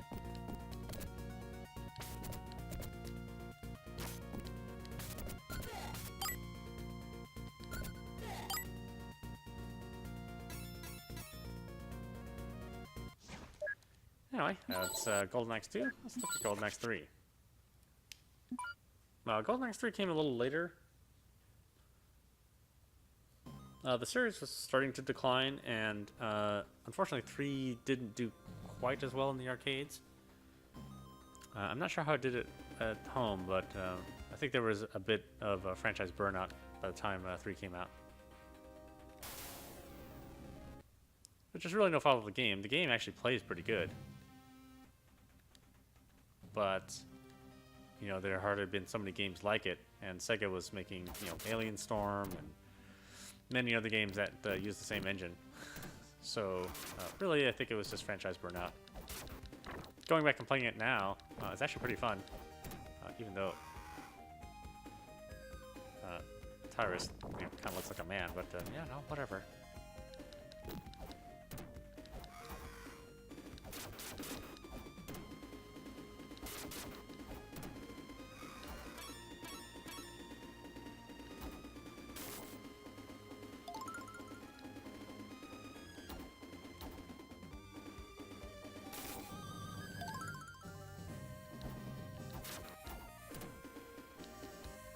There's a much larger variety of beasts you can ride, which is pretty cool. There's some attempts to kind of make the graphics a little bit more complex. You can see in the background there's scrolling. Some multiplayer scrolling, which wasn't even featured at all in the original game.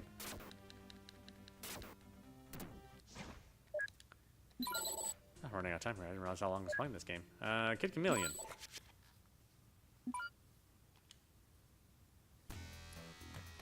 Another really good action platform game. The most notable thing about Kid Chameleon is that it actually has 100 levels. So you could potentially play it for a long time.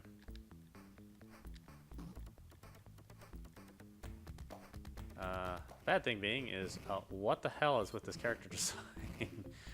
Why would I want to play this as my main character? Sega did a lot of things that didn't really make sense. It seems like they didn't really understand what cool characters were. Or at least some of the development groups did.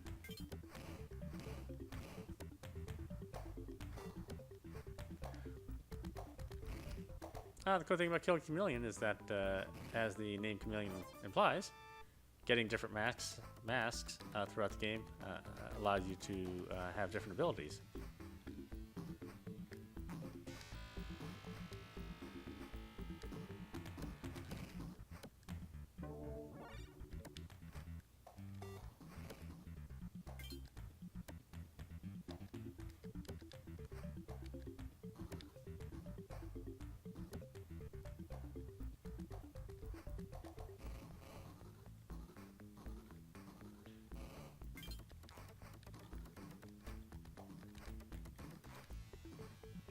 It could take a little getting used to with the control.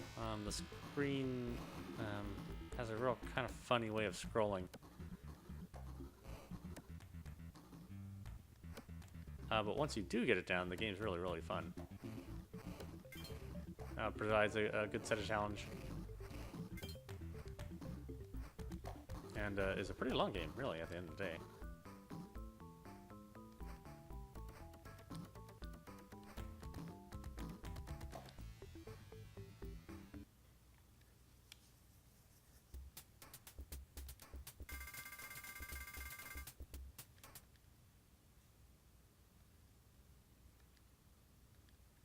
Let's see if we can show you another mask here.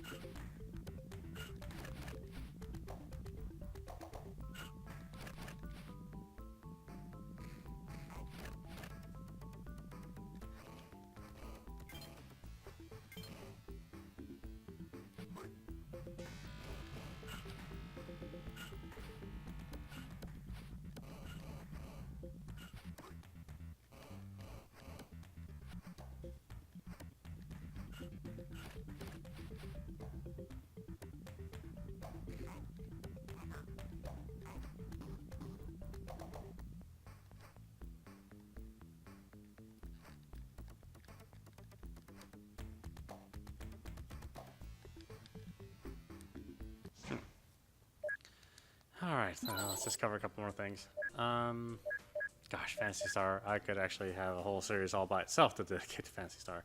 In fact, I may go through and play all the games. Unfortunately, Phantasy Star 2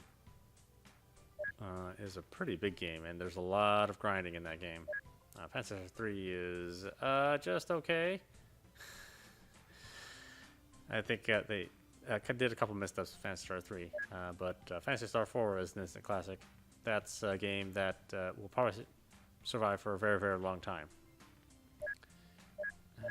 What else can we look at here? Gosh, I'm getting so tired. Well, let's just take a quick look at Phantasy Star 2. At least give you an idea of what it is. So Phantasy Star is a series, as a sci-fi role-playing series. It takes place in the future in a 3-planet star system. There's elements of fantasy mixed in, of course, with this game. So while you are slaying monsters with swords, they are in fact laser swords. You know, some characters have guns. There's a heavy technology theme, just even in the beginning. Let's see, I forget the official name of the character. I am haunted by nightmares every night. A young girl is battling a giant demon. I am close by, but can't move or speak. All I can do is watch while the demon keeps striking at the girl. Just as she is fighting for her life, I awake. I awake in my room dimly lit by the early dawn. I am filled with an incredible sadness and fear. I am Rolf, an agent here in Paseo, the capital of Moda. I shake my head as if to scatter the remnants of the dream. I have no time to worry like a child about nightmares in this modern age, especially with the mother brain planning and controlling all aspects of the environment. I open my window and take a deep breath of fresh air. It seems to wash away the bad feeling left by my dream. Again, these are all modern cities. Good morning, Rolf. How are you? Almost 2 years have passed since you started working for me, the commander of Moda. What I am going to ask you to do will be the toughest job you have ever done, but it is vital to the future of Moda. As you know, Algo has been brought up by Mother Brain. My work as commander has been to smoothly promote the plans of Mother Brain. I believe that Mother Brain never makes mistakes, but those monsters all over Moda are just too much. We must find out why. We must find out by ourselves why those monsters were born, and how to bring them under control. Rolf, your mission is to go to the biosystem lab and set the recorder, and get the recorder. If we look into the data, we can figure out how the biosystem lab ended up making those monsters. Rolf, I hope from the bottom of my heart that you come back safely with the recorder. We'll see each other again.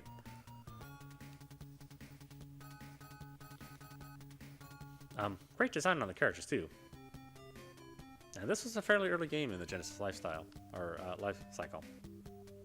After going home and preparing for the trip, Nai seemed worried. Nai, I have to leave for a while. Nai stared at me for a moment. I remember when we first met, she looked at me in just the same way. That was 7 months ago.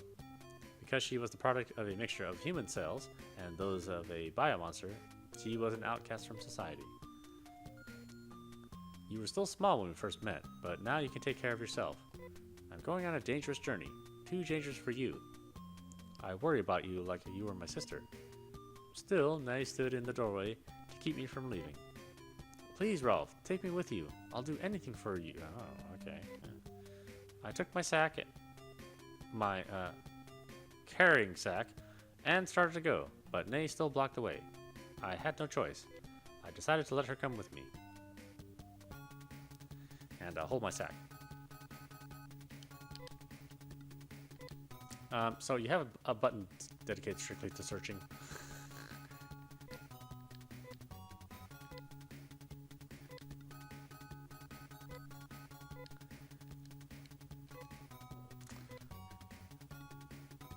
There's a menu system, of course, since it's a role-playing game. Unfortunately, the system, I don't know, once you make a selection, it automatically kicks you out, and sometimes if you want to do multiple things, like equip multiple characters with multiple weapons, then you have to kind of go in and out of this menu. It was still very, very early in the Genesis life, and certainly early in the Phantasy Star franchise, so they hadn't quite figured out how to do menus correctly.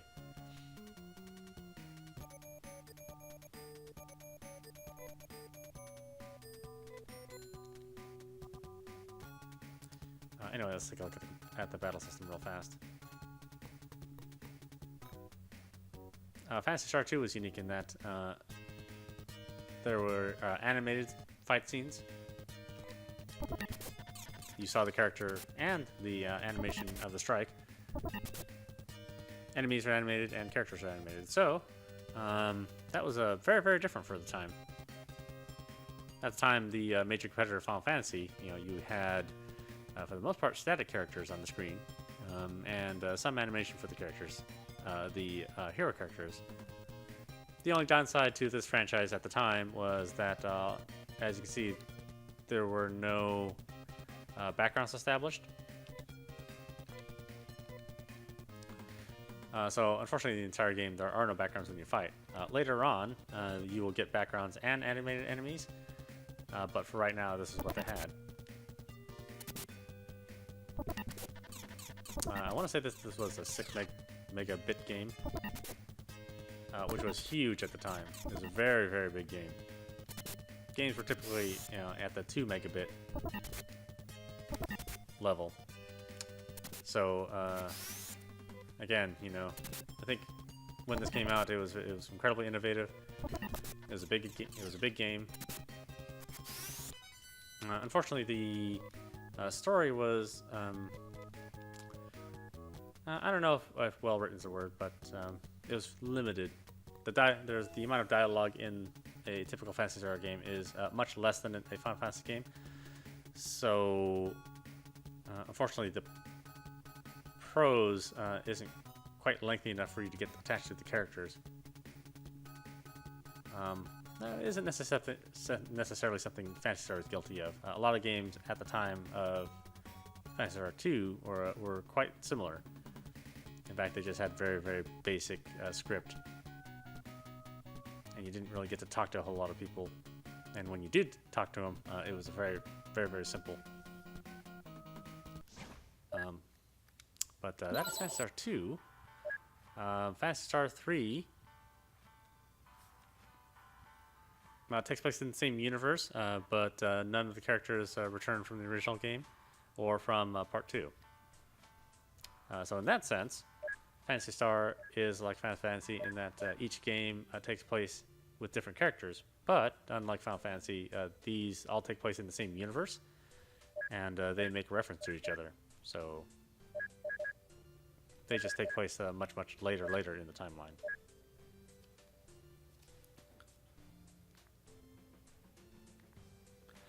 Alright, I think we need to get back to these games. There's just way too much to cover. I mean, this is a pretty good value for your money. So we will leave off with Phantasy Star 3, and we'll cover that a little bit next time. Anyway, I hope you've enjoyed watching. This is audap and Sonic's Ultimate Genesis Collection.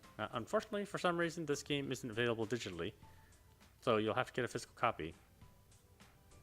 On the PlayStation Network, you can get the Genesis Collection, but you can only get it on the PSP, which kind of boggles my mind. You can get a PSP version, but you cannot get the PS3 console version. Whatever. Anyway, I will see you here at the next stream. Thanks for watching.